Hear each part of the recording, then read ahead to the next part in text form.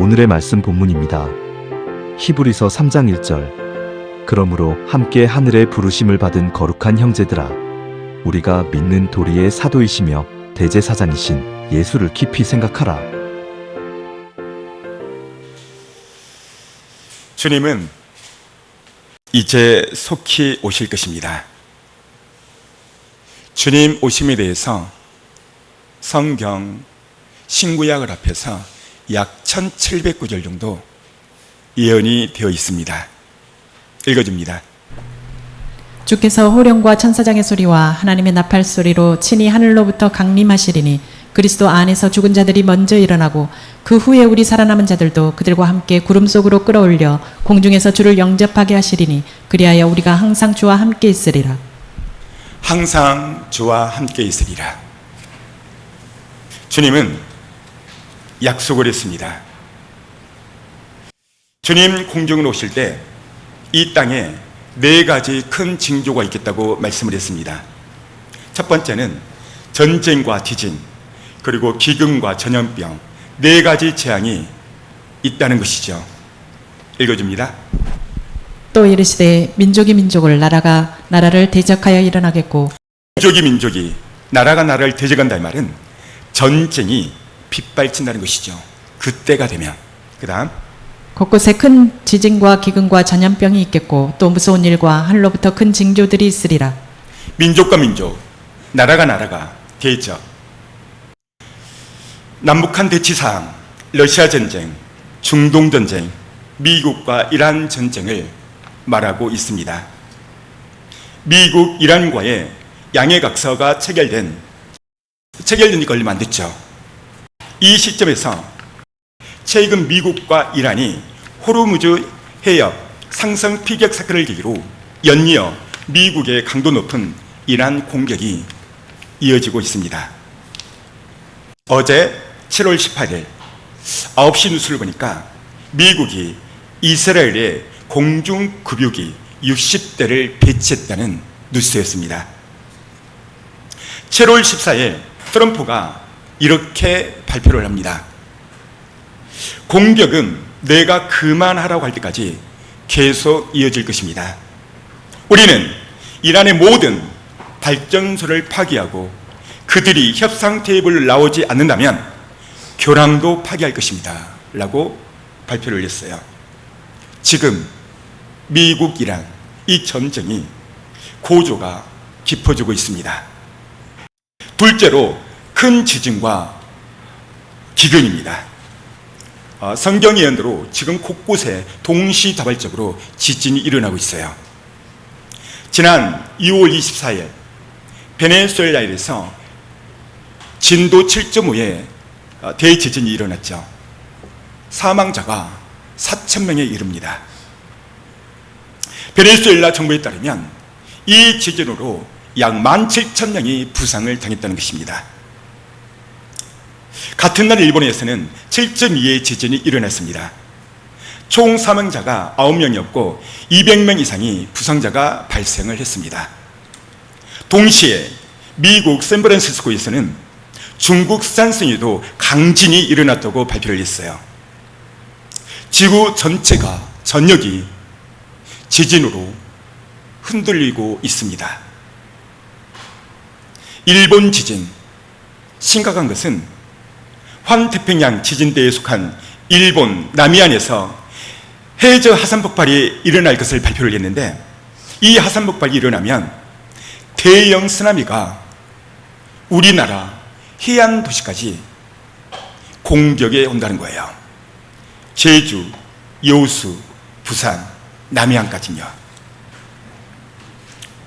지진 전문가들의 경고인데요. 지구의 수명이 그리 길지 않다는 거예요. 누가복음 21장 25절을 보면 읽어줍니다.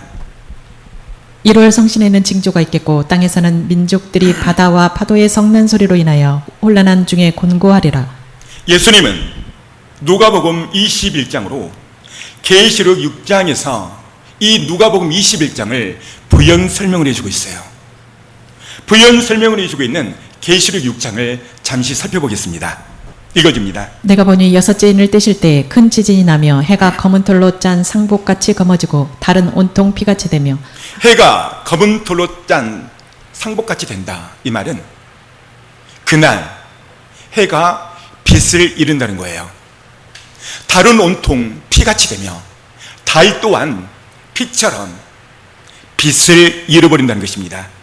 그 다음 하늘의 별들이 무화과 나무가 대풍에 흔들려 설익은 열매가 떨어지는 것 같이 땅에 떨어지며 하늘의 별들이 설익은 무화과 나무 열매처럼 땅에 떨어진다는 거예요.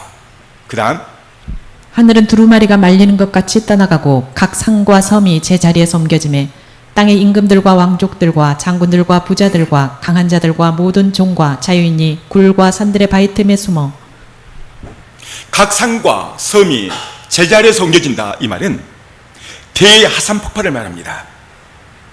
그 다음 산들과 바위에 말하되 우리 위에 떨어져 보좌에 앉으신 이의 얼굴에서와 그 어린 양의 진노에서 우리를 가리라. 그들의 진노의 큰 날이 이르렀으니 누가 능히 서리오 하더라. 그들의 진노의 큰 날, 주님 오시는 날, 마지막 때를 말하고 있습니다. 다시 누가복음 21장으로 돌아오면 이 날을 보고 사람들이 어떻게 평가하는가 읽어줍니다. 사람들이 세상에 임할 일을 생각하고 무서워함으로 기절하리니 이는 하늘의 권능들이 흔들리겠습니다. 사람들이 이를 보고 무서워함으로 기절한다는 거예요. 이유가 뭔가 하늘의 일월 성신이 흔들려 버립니다. 그 다음 그때 사람들이 인자가 구름을 타고 능력과 큰 영광으로 오는 것을 보리라. 그때 사람들이 인자가 예수 그리스도께서 공중에 구름 타고 오신다는 것을 지금 말하고 있어요. 제가 영상을 준비했는데요. 잠시 보도록 하겠습니다. Jesus Christ could come this month, or he might come next week, or he could even come.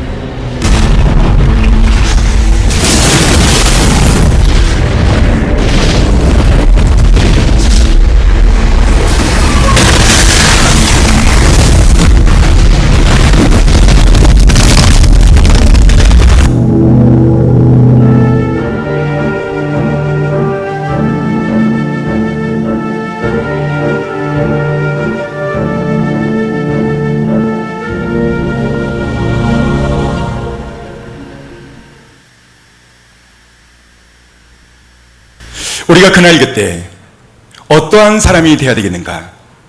오늘 성경은 말씀해 주고 있어요. 우리가 어떤 사람이 되어야 되겠는가? 우리는 그날을 준비해야 됩니다. 주님 오시는 날, 세 번째로 그날 기근이 일어난다는 거예요. 기근. 자, 다시 성경 읽어줍니다. 이날은 온 지구상에 거하는 모든 사람에게 임하리라. 여러분으로 너희는 장차 올 이 모든 일을 능히 피하고 인자 앞에 서도록 항상 기도하며 깨어 있으라 하시니라. 이날은 온 지구상의 모든 사람들에게 임한다고 말하고 있습니다.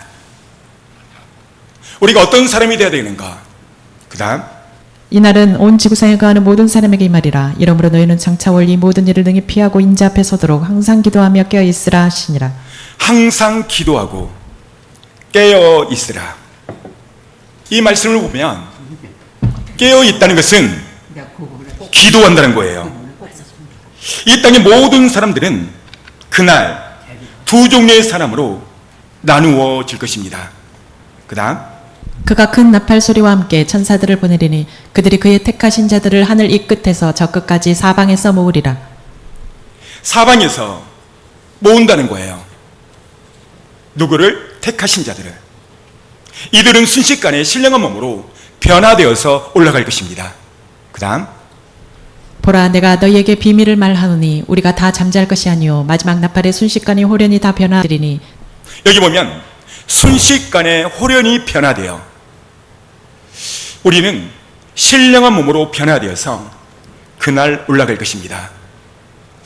하나님은 그날을 준비하라고 말하고 있어요. 그 다음 천사가 내게 말하기를 기록하라. 어린 양의 혼인잔치에 청함을 받은 자들은 복이 있도다 하고 또 내게 말하되 이것은 하나님의 참되신 말씀이라 하기로. 청함 받은 자, 휴거자입니다. 주님의 신부입니다. 이 청한 자가 복이 있다는 거예요. 이게 어떤 복일까? 그 다음 이 첫째 부활에 참여하는 자들은 복이 있고 거룩하도다. 첫째 부활에 참여하는 자, 어떤 복인가? 죽지 않는 복. 이 땅에서 사망의 죽음을 맞이하냐고 주님 앞에 올라가는 복. 창세기부터 요한계시록까지 인류 최대의 복입니다. 이것은 예수 그리스도의 신부의 복입니다. 반대로 두 번째로 버림받은 자, 남는 자 어떻게 되는가? 그 다음 그때 큰 지진이 나서 성 10분의 1이 무너지고 지진에 죽은 사람이 7천이라. 그 남은 자들이 두려워하여 영광을 하늘의 하나님께 돌리더라. 여기 보십시오. 그때 남는 자, 그들이 두려워한다는 거예요. 두려워한다. 이들은 남는 자들입니다. 다시 말하면 주님께 버림받은 자입니다. 10명의 처녀 가운데서 5명만 들림 선택받은 자, 5명은 이 땅에 남는 자예요. 여러분, 우리는 그날을 준비해서 그날의 복을 차지해야 됩니다. 그 다음 이르되 친구여 어찌하여 예복을 입지 않고 여기 들어왔느냐 하니 그가 아무 말도 못하거늘 임금이 사람들에게 말하되 그 손발을 묶어 바깥 어두운 데에 내던지라. 거기서 슬피 울며 이를 갈게 되리라 하니라. 청함을 받은 자는 많되 택함을 입은 자는 적으니라. 청함을 받은 자, 많은 사람들이 청함을 받고 이 시간 11시 예배에 드려지고 있죠. 같이 예배를 드리지만 여기에는 택함 받은 자가 있고 청함 받은 자가 있다는 거예요. 그렇다면 이 청함 받은 사람이 누군가? 신부에서 탈락된 자입니다. 반대로 택함 받은 자는 누군가? 앞에 보면 예복을 준비된 자. 예복은 어떻게 준비되는가?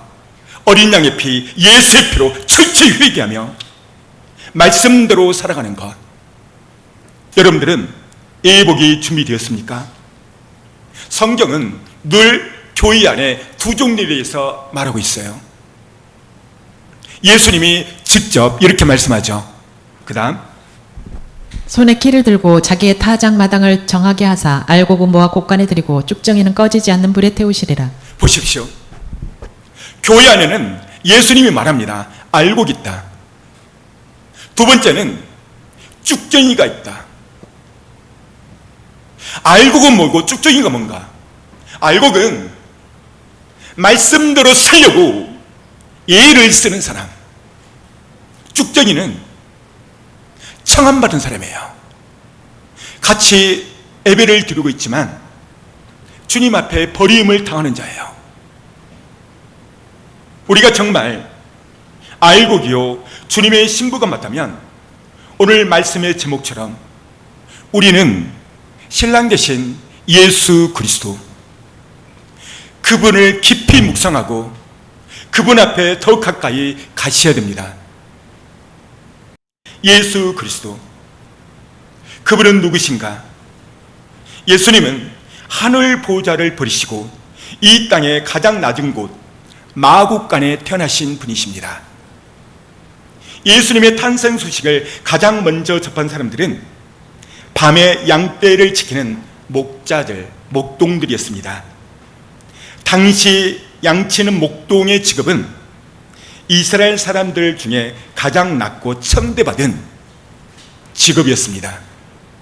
오늘날로 표현하자면 3D 업종에 종사하는 사람들이죠. 당시 사회에서 가장 가난한 자들입니다. 이들이 가장 먼저 예수님의 탄생 소식을 듣습니다. 천사가 나타나 목자들에게 이렇게 말했죠. 오늘날 다윗의 동네에 너희를 위하여 구주가 나셨느니라. 여기에서 구주가 누굽니까? 하나님의 아들 예수 그리스도. 그렇다면 여기서 너희는 누굽니까? 목자들을 가리키는 거예요. 이 얘기는 목자들 같은 사람들을 위해서 구주가 이 땅에 오셨다는 것을 천사가 얘기하고 있습니다. 목자들은 인류 역사상 가장 황홀하고 찬란한 광경을 어느 날 밤 양을 치면서 그 광경을 목격하게 됩니다.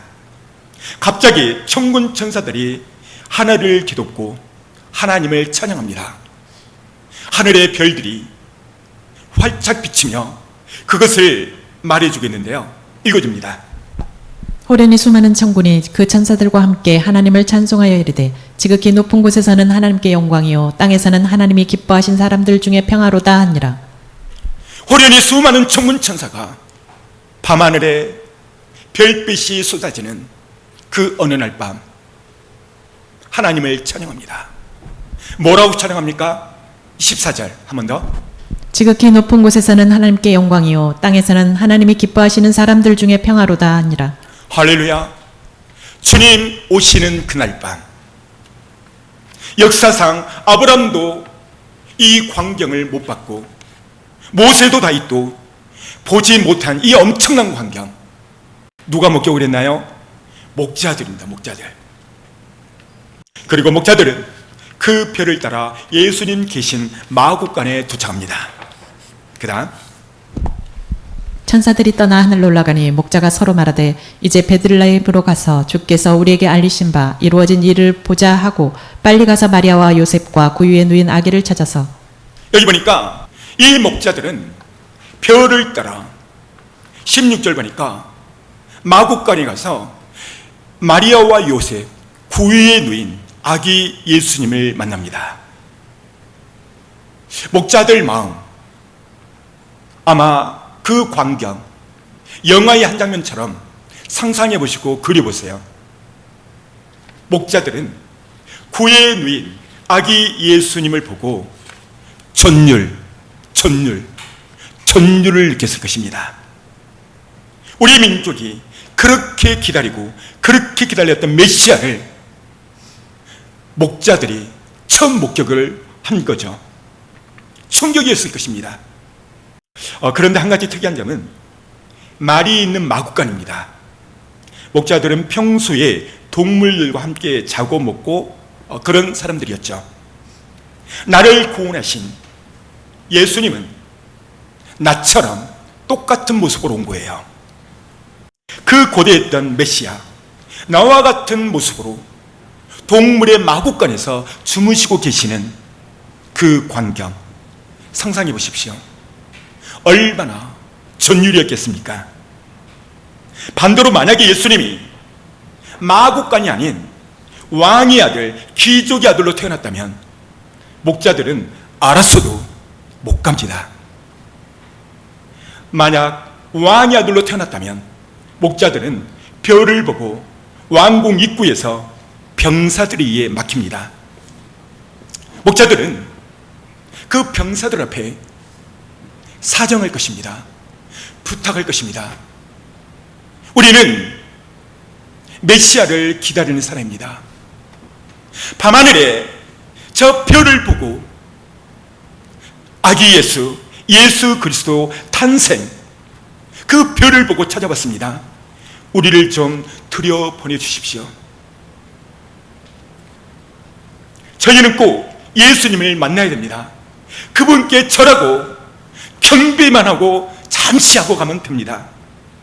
사정, 부탁, 애걸, 복거를 해도 병사들은 그들을 막았을 것입니다. 그리고 내쫓았을 것입니다. 예수님은 이것을 미리 하시고 왕이나 귀족의 아들로 태어나지 아니하고 처음부터 그들과 똑같은 모습으로 마국간에 그래서 오신 것입니다. 이것은 주님의 계획함이었어요. 누구나도 올 수 있게끔 문턱을 낮춘 것입니다.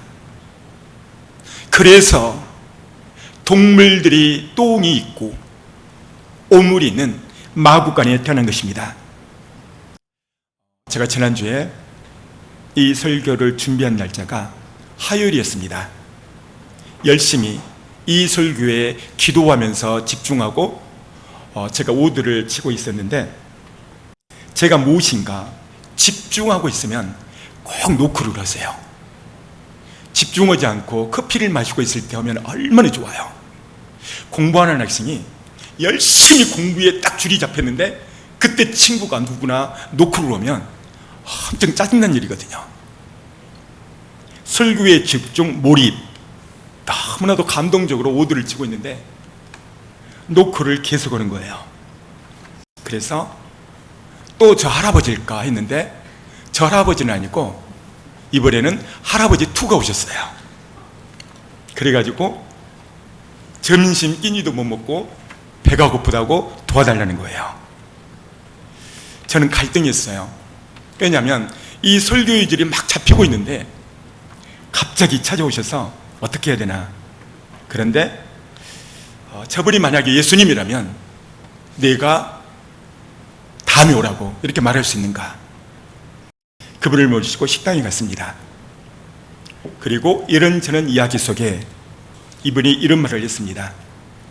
10교회를 가면 한 교회가 맞이한대요. 거의 문이 잠겨 있고 다 가라고 그런대요. 그리고 한 사람이 도와주는 금액은 1,000원에서 많으면 5,000원. 그때 도와달라는 금액은 핸드폰, 중고 핸드폰을 사고 싶다는 거예요. 그래서 그 돈을 해드렸습니다. 그리고 이번 주 주일날 꼭 저랑 나오기로 약속을, 자기는 철저히 약속만큼 지킨대요. 그래서 철저히 오늘 오실 줄 알고 기다렸건만 지금 안 오셨어요. 예수 그리스도, 이분은 여관방에 당시 없어서 마국간에 태어나셨어요. 방을 구하다 그 허름한 작은 여관방 하나 구할 수 없어서 마국간에 오셨어요. 예수 그리스도, 그분은 말씀 한마디면 여관은 물론 초고급 무궁화 5개짜리 초고급 호텔을 뚝딱 짓고 말 것입니다. 그런 능력이 있는 예수 그리스도, 말씀 하나로 우주 만물을 창조하시는 하나님, 그분은 마국간에 태어나는 것은 그분의 의도였고 계획하였음을 여실히 알 수가 있습니다. 마국간에 태어난, 그렇다면 가장 큰 이유가 뭘까? 당시 별을 보고 주님을 찾은 목자들 때문이었습니다. 만약에 예수님이 당시 돈 많은 귀족이나 부잣집 왕궁에서 태어났다면 목자들은 예수님을 절대 만날 수 없습니다. 만약 초고급 호텔에서 태어났다면 당시 목자들의 직업은 지금의 3D죠. 들어가고 싶어도 입구에서, 카운터에서 돈이 없어서 못 들어갑니다. 왕궁에서 태어났다면 입구에서 검문 검색에서 탈락입니다. 그리고 면박을 받으며 웬 거지 같은 놈들이 왕궁 앞에서 서성거리니라 면박을 받고 쫓겨났을 것입니다. 저는 이 설교를 준비하면서 제 내면에 주님의 음성이 들려왔어요. 어떻게 들려왔냐면, 동호야, 내가 왜 많고 많은 귀족들, 왕궁, 바로의 궁전, 애국, 그 호화찬란한 귀족의 아들로 태어나지 않은 줄 너는 아니? 바로 너 때문이다. 내가 마국간에 태어난 것은 바로 동호 너 때문이다. 우와, 그 말이 충격적으로 제 마음에 성령의 감동으로 들려왔어요. 설교를 준비하다 말고 순간 무릎을 꿇었어요. 주님, 나 때문에 냄새나는 마국간에 태어나셨군요. 얼마나 감동이었는지 몰라요.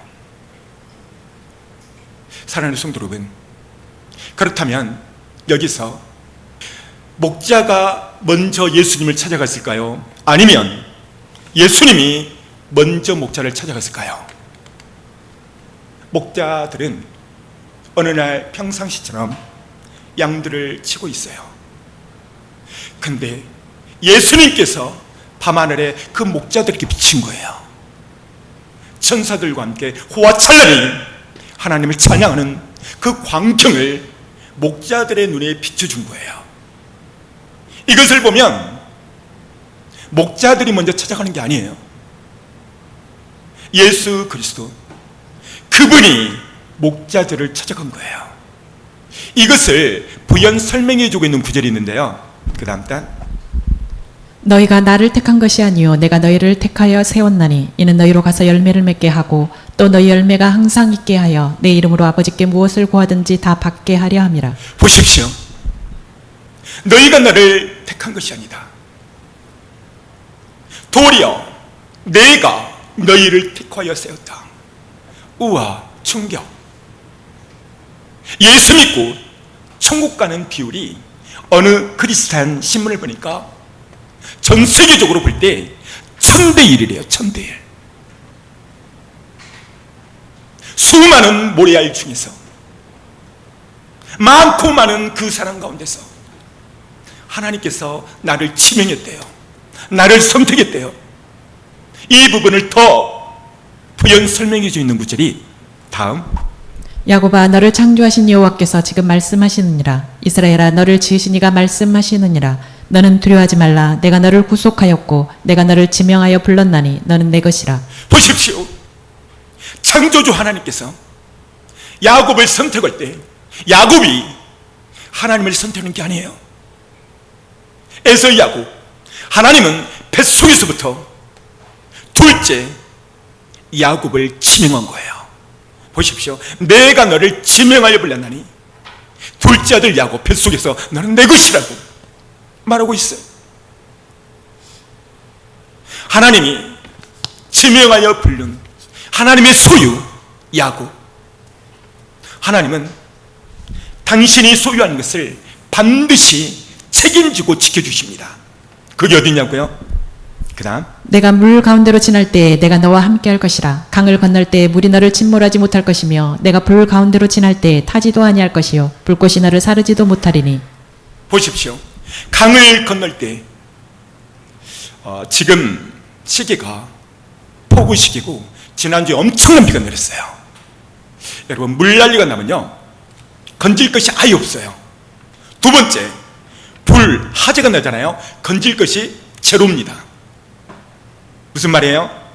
물난리, 화재 난리가 나도 그 가운데서도 내가 너를 사르지 않게끔 책임지고 지켜주겠다 그 말이에요.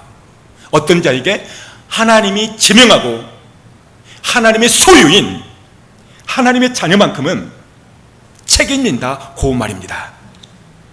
예수 그리스도, 그분은 우리를 알고 만들기 위해서, 주님의 신분 만들기 위해서 엄청난 대가 지불을 하셨습니다.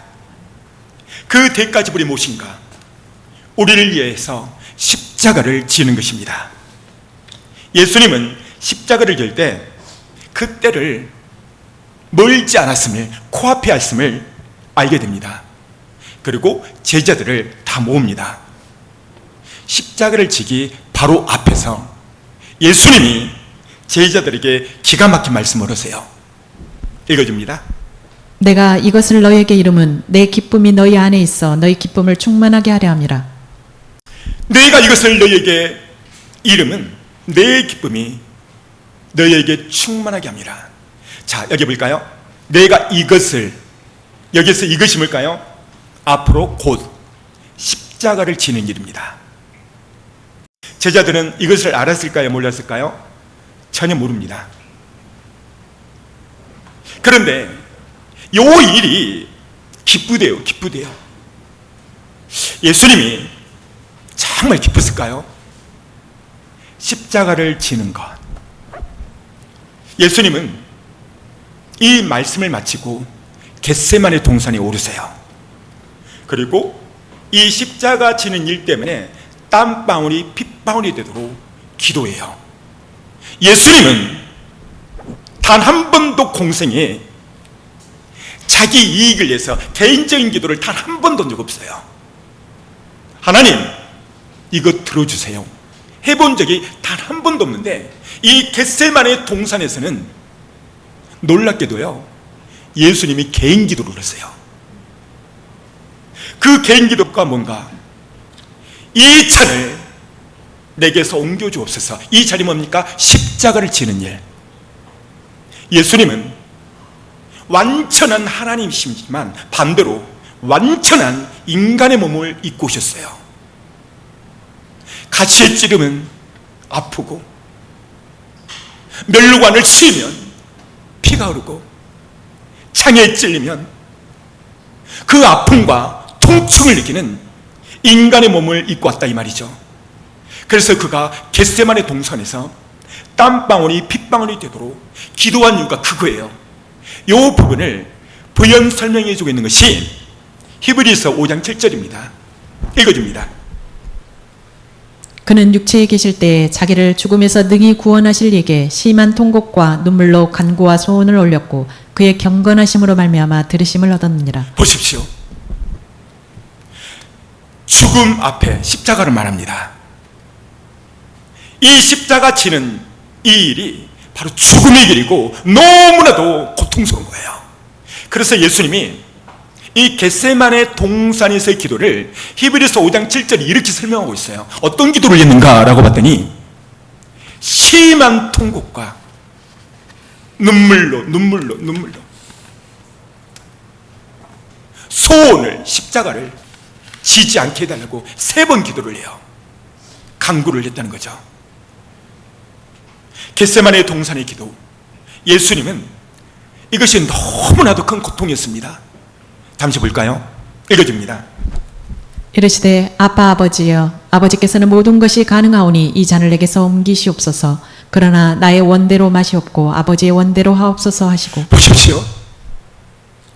아버지여, 나의 모든 기도를 들으신 하늘의 나의 아버지여, 나는 내 평생에 내 기도를 들어달라고 해본 적이 없습니다. 딱 한 번, 이 겟세마네 동산에서 개인 기도를 딱 한 번 하는데 3번 기도를 해요. 자기 이익을 위해서, 자기 어떤 형편을 위해서 기도한 적이 없어요. 그런데 겟세마네 동산에서 십자가를 지기 전에 이 잔을, 십자가를 지는 것 옮겨 주옵소서. 왜냐? 너무나도 고통스러우니까. 그러나 나의 온도로 하지 마시고 아버지의 온도로 하여 주옵소서. 이 기도를 3번 하게 됩니다. 예수님은 십자가 지는 고통이 얼마나 큰 고통인지를 그분은 미리 아셨습니다. 피춘물에게 벌거벗음을 당하고, 피춘물에게 조롱꾸리를 당하고, 침뱉음을 당하고, 주먹질을 당하고, 내가 만든 피조물 인간이 나를 추롱하고 내 모든 옷을 벗겨버리고 침뱉음을 당하는, 생각해 보세요. 여러분의 집에 기르는 강아지가, 개가 어느 날 갑자기 밥 안 줬다고 여러분들에게 달려 문다면 그 개를 어떻게 할 겁니까? 그래요. 상상에 막힙니다. 예수님은 공생의 가운데서 자신의 필요한 기도, 자신의 피로 충분한 기도는 한 번도 한 적 없었습니다. 근데 예수님은 처음이자 마지막으로 겟세마네 동산에서 3번 이 기도를 드립니다. 이 잔을 내게서 옮겨주옵소서. 십자가, 너무나도 큰 고난이었습니다. 그 다음, 그는 실로 우리의 질고를 지고 우리의 슬픔을 당하였거늘 우리는 생각하기를 그는 징벌을 받아 하나님께 맞으며 고난을 당한다 하였노라. 십자가 지는 일, 질고였고 큰 슬픔이었고 징벌이었고 큰 고난이었습니다. 십자가가 무거운 것보다 우리를 사랑하는 그 무게가 더 무거웠던 거예요. 십자가의 고통보다 우리를 구원하신 그 기쁨이 더 컸던 것입니다. 그래서 예수님은 기쁨으로 십자가를 지신 것입니다. 부모의 마음은 다 똑같을 거예요. 저희 아들이 5살인가 6살 때 한 번은 놀이터에서 놀다가 오른팔이 뼈가 부러졌어요. 제가 아주대 병원 응급실에 데리고 갔죠. 뼈가 이렇게 딱 끊어지니까 이게 똑 튀어나오더라고요. 근데 당시 담당 의사가 제게 하는 말, 아들을 꽉 붙잡으십시오. 그리고 아들의 이 끊어진 것을 빼더라고요. 왜냐하면 이걸 빼야 맞출 수 있으니까. 근데 이거를 꽉 자꾸 빼는데 지금도 그 생각을 하면 기억이 생생해요. 얼마나 소리를 지르는지. 그리고 막 이렇게 뛰쳐나가려고. 왜? 그 고통이 너무 크니까. 저는 뼈가 끊어보지 않아서 그 고통을 모르겠어요. 근데 아들의 표정과 울부짖는 것을 보면서 아버지로서 뭘 느꼈냐면, 우와, 이 고통을 차라리 내가 느꼈으면 좋겠다. 여러분, 이것이 모든 사람의 부모의 심정인 거예요.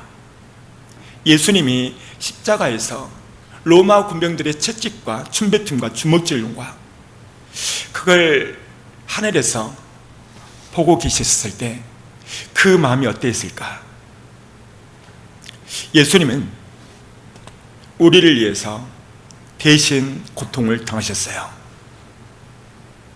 예수님은 로마 군병의 채찍, 천대, 그 모든 것, 우리를 구원하는 그 기쁨으로 십자가를 지신 것입니다. 그래서 주님은 나는 이걸로 인해서 기뻐한다. 그래서 주님은 이렇게 말한 거예요. 읽어줍니다. 내가 이것을 너희에게 이름은 내 기쁨이 너희 안에 있어 너희 기쁨을 충만하게 하려 함이라.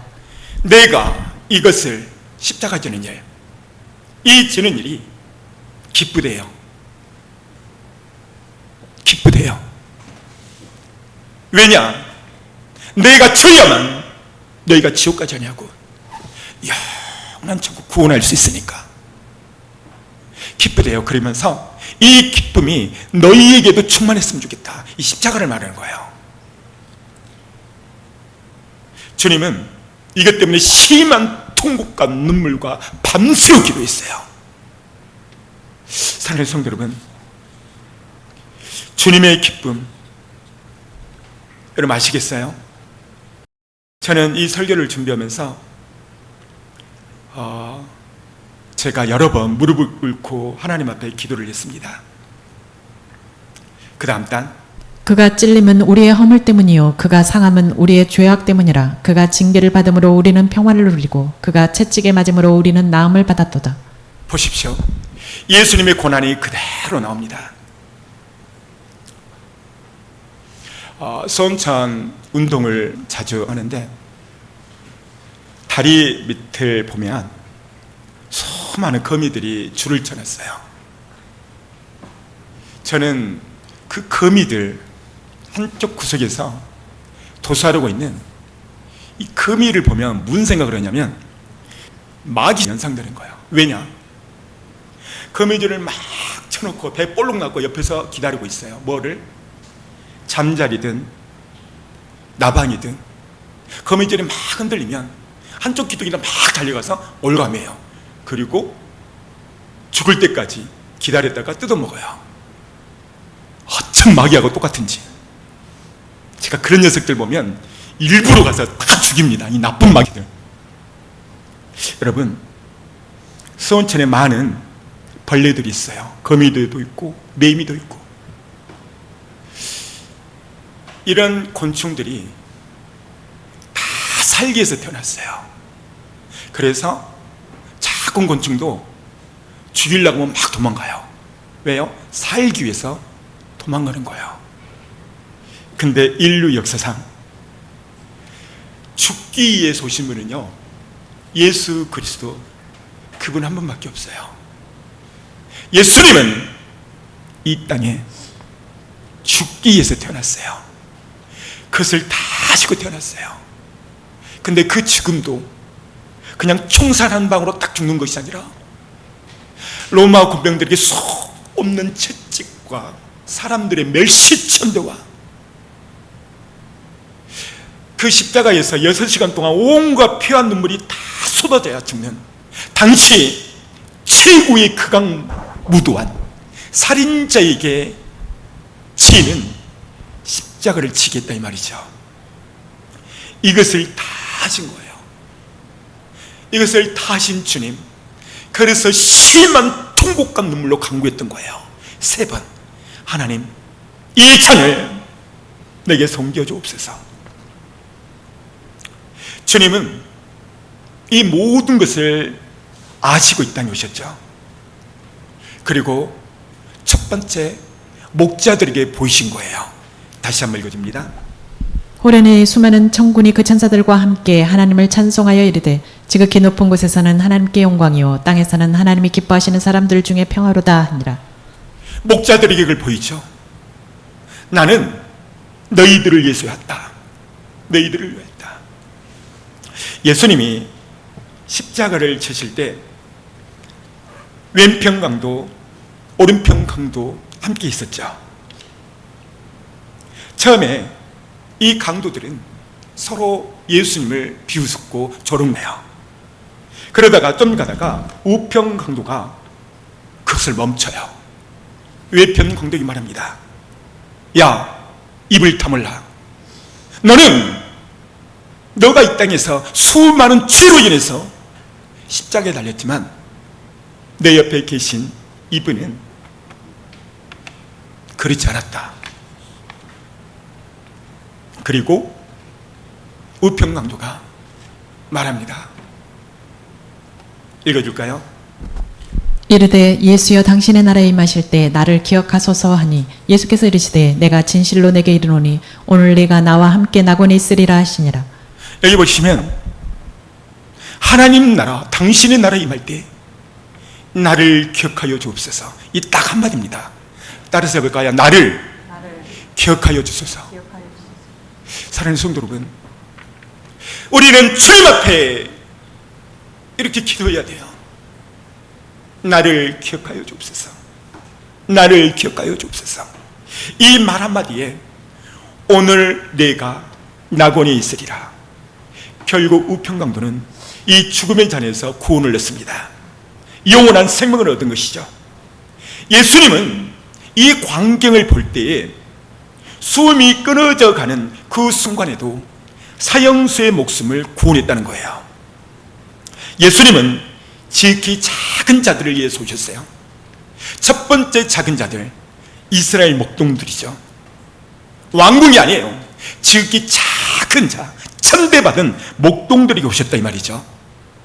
그래서 이 지극히 작은 자를 예수님은 마태복음 25장을 통해서 설명하고 있는데요. 읽어줍니다. 여기 내 형제 중에 지극히 작은 자 하나에게 한 것이 곧 내게 한 것이니라 하시고, 여기 있는 내 형제 지극히 작은 자, 성경은 이 작은 자, 예수님이 이 작은 자를 6종류로 말을 했는데요. 읽어줍니다. 1. 헐벗은 자, 2. 굶주린 자, 3. 옥에 갇힌 자, 4. 병든 자, 5. 목마른 자, 6. 나그네 된 자. 보십시오. 헐벗는, 굶주린, 옥에 갇힌 자, 병든 자, 목마른 자, 나그네 된 자. 세 번째 보면 옥에 갇힌 자. 왜 옥에 갇혔어요? 법에 의해서. 오늘 십자가 왼편 우편, 왜 그들이 십자가에 달렸나요? 법에 의해서. 예수님은 이 세 번째, 지극히 작은 자, 감옥에 있다가 오늘 사형틀에 이슬로 사라지는 옥에 갇힌 자, 최종 사형자. 주님은 태어날 때도 지극히 작은 자의 마국간에 오셨고, 죽을 때도 지극히 작은 자를 찾아오셨어요. 사랑하는 성도 여러분, 예수님을 만나려면 어디로 가는가? 물은 위에서 낮은 것으로 흘러요. 주님의 사랑은 위에 있는 것이 아니라 낮은 곳에서 낮은 것. 예수님 지극히 작은 자에게 오시고 가실 때도 지극히 작은 그 한 사람한테 가서 구원을 이루세요. 주님의 마음, 아버지의 마음 어디에 있는가? 낮은 곳에 있어요. 우리가 정말 주님의 신부고 주님의 제자라면 우리는 예수님의 발자취를 따라가야 됩니다. 부족하지만 그래서 개척초기 바쁜 사역을 했고, 그래서 교정선교를 한 거예요. 사랑하는 성도 여러분, 예수님은 우리의 모든 것을 다 아세요. 그럼에도 불구하고 주님은 우리를 믿어준다는 것이죠. 왜 그럴까요? 우리의 아버지시니까. 예수님을 만나려면 어디로 가야 되는가? 섬김 받는 자리가 아니라 도리어 섬김을 하는 자. 마가복음에 보면 10장 45절, 내가 이 땅에 온 것은 섬김 받으려 함이 아니요 도리어 섬기려 왔노라. 예수님을 만나려면 섬김 받는 자가 아니라 섬기는 자리로 내려가면 그곳에 반드시 예수님이 계세요. 제가 한번 이야기했잖아요. 해운공원에서 어느 날 밥을 푸는데 그날 비가 엄청 내렸어요. 그때 제가 국을 풉니다. 이분들은 대부분 한 번 국을 딱 가져가면 거의 안 옵니다. 그래서 그 마음을 알고 제가 일부러 국자를 가지고 각각 다 돌아다녔어요.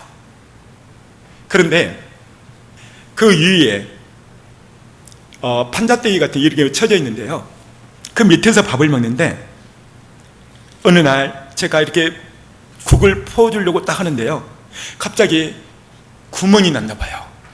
그 구멍 속에서 비가 쏟아졌고 그 국그릇이 떨어진 거예요.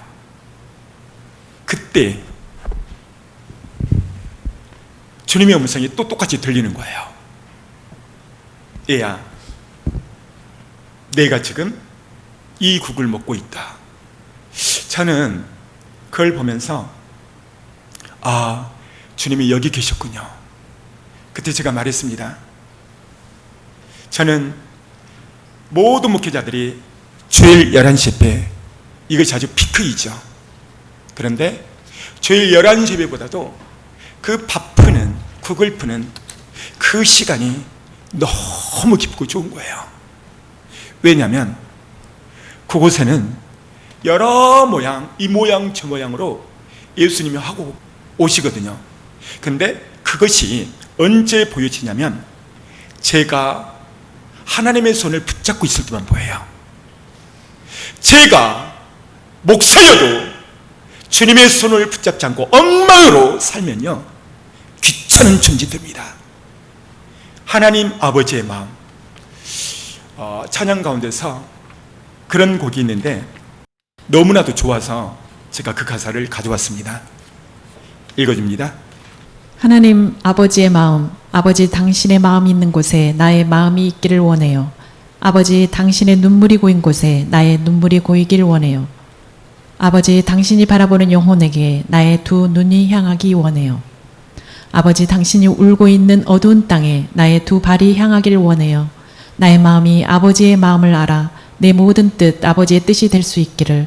나의 온몸이 아버지의 마음을 알아 내 모든 삶 당신의 삶 되기를. 네, 이 가사를 보면서 제 마음이 가장 감동이 됐던 부분이 이 부분입니다. 아버지, 당신의 마음이 있는 곳에 나의 마음이 있기를 원해요. 아버지, 당신의 눈물이 고인 곳에 나의 눈물이 고이길 원해요. 사랑하는 성도 여러분, 우리의 마음, 아버지의 마음 같기를 원해요.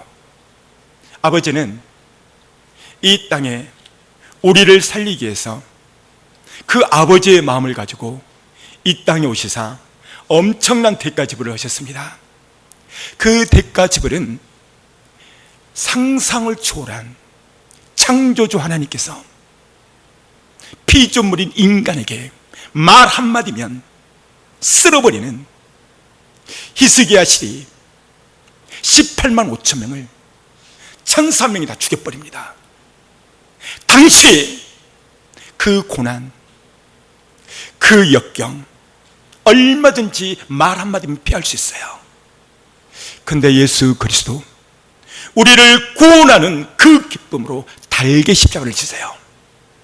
엄청난 대가 지불을 했죠. 우리 다시 한번 주님이 나를 사랑하사 어떠한 대가 지불을 했는가 다시 한번 보도록 하겠습니다.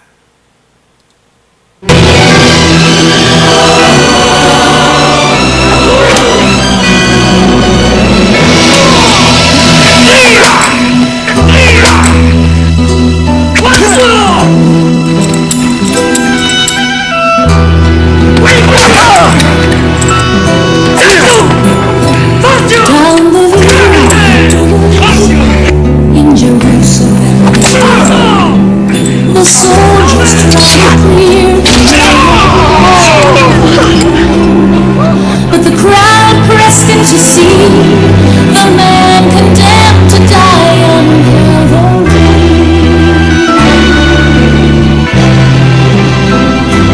He was bleeding from a wound.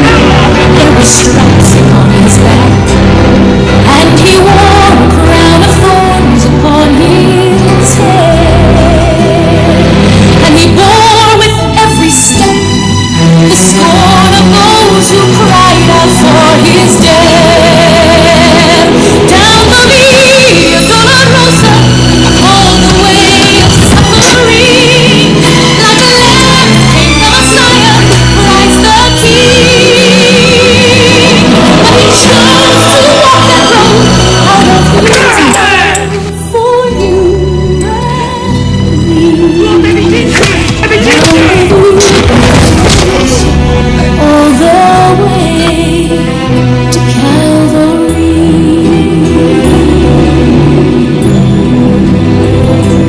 Por la via dolorosa, triste día en Jerusalén, los soldados le abrían paso a Jesús. Mas la gente se encerraba para ver aquella cruz. Por la vía dolorosa, es la vía del dolor. Como oveja vino Cristo, Rey y Señor. Y fue Él quien quiso ir por su amor, por mí, por la vía dolorosa al Calvario y a morir.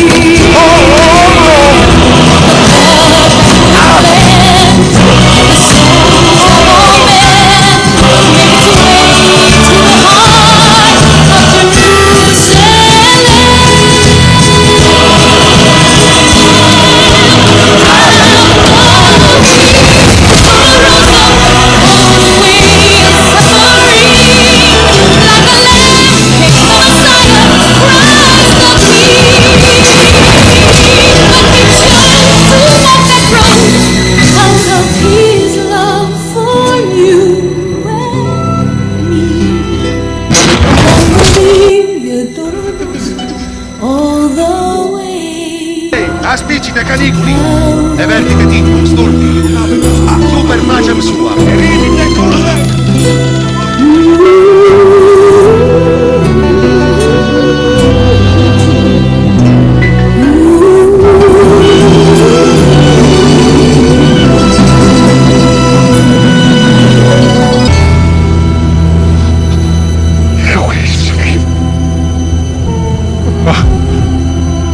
Dad. 모두 다 눈을 감고 가슴에 손을 대봅니다.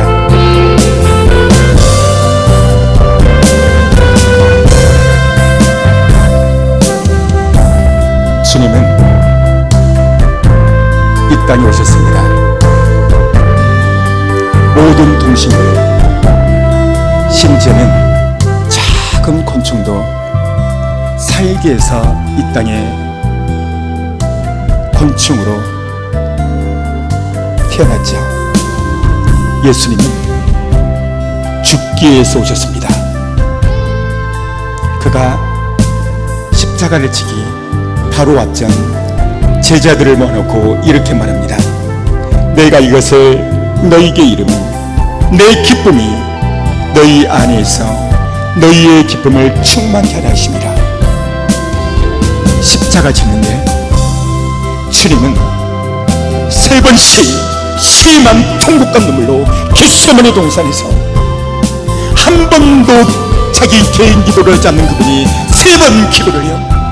할 수만 있다면 이 십자가 지는 거 옮겨주옵소서, 옮겨주옵소서.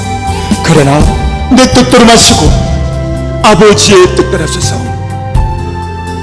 주님의 요한복음 15장을 통해서 내 기쁨이 너희 안에 충만하게 오는다. 십자가 지는 일, 내가 너를 영원한 지옥에서 구원해내는 십자가 지는 이 기쁨 너희에게 있기를 원한다 라고 말했어요. 사랑하는 성도 여러분, 예수님을 만나기 원하십니까? 그렇다면 섬김 받는 자리가 아니라 섬기는 자리로 내려가십시오. 물은 위에서 아래로 내리듯 하나님의 사랑은 아래에 낮은 곳에 있습니다. 그 아버지 하나님의 마음을 알기로 원한다면 낮은 곳으로 가서 섬겨보십시오. 아버지, 당신의 눈물이 고인 곳에 나의 눈물이 고이기로 합니다. 아버지, 당신이 계시는 곳에 나의 두 발이 거기 있기를 원합니다. 주님은 지금 어디에 계실까요? 낮은 곳에 계십니다. 지극히 작은 곳에 계십니다. 사랑하는 성도 여러분, 주님이 있는 곳에 나의 눈물이 있고 주님이 있는 곳에 나의 두 발이 있기를 원합니다. 이 시간 주의 삼장을 기도할 때 하나님, 아버지 하나님 마음을 알게 하여 주옵소서. 그리고 주님이 계시는 곳에 나의 두 발이 있고 주님의 눈물이 있는 곳에 나의 눈물도 있게 하여 주옵소서. 이 시간 주의 삼장하고 간절히 기도합니다. 주여, 주여, 주여.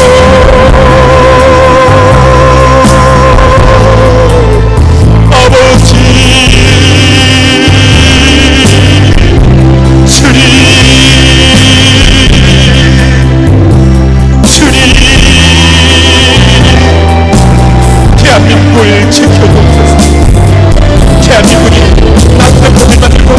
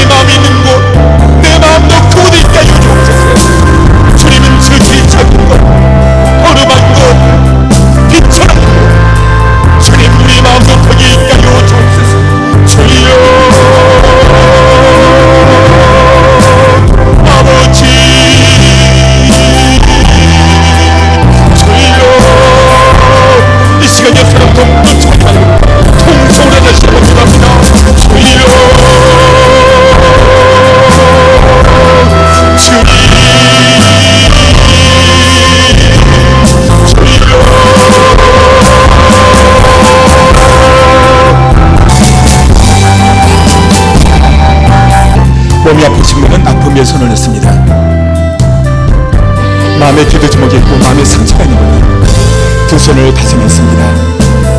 걸어가신 예수께서 지친 맞음으로 우리의 모든 죄고 병을 치유하신다고 그랬으니 이 시간 선포할 때 모든 암병은 떠나갈지어다. 안과적인 병 떠나갈지어다. 예수면허니 허리의 통증 떠나갈지어다. 모든 마음의 상처도 치유될지어다. 예수의 피로 예수의 볼로 선포하니 안과적인 병, 내과적인 병, 모든 질병 떠나갈지어다. 하나님, 기도 제목 있습니다. 이 모든 기도 제목 속히 응답하여 주시고 주님의 살아계시니 나타내 보여주옵소서. 주님, 십자가를 우리를 구원하시기 위해서 기쁨으로 지신 주님, 오늘 내 영혼이 주님 만나기를 원합니다. 물이 낮은 곳에 흐르듯 하나님의 마음은 늘 낮은 곳에 있음을 압니다. 우리의 두 손과 발이 늘 주님 마음이 있는 곳에 있게 하여 주옵소서. 악법이 판을 치고 있는 이 나라 민족을 불쌍히 여겨주시고 우리의 손과 발이 주님의 마음이 있는 곳에 가게 하여 주옵소서. 주님의 눈물이 있는 곳, 주님의 마음이 있는 곳, 주님의 손과 발이 있는 곳, 우리의 손과 발이 있게 하여 주옵소서. 예수님의 이름으로 축복하며 선포하며 기도했습니다. 아멘.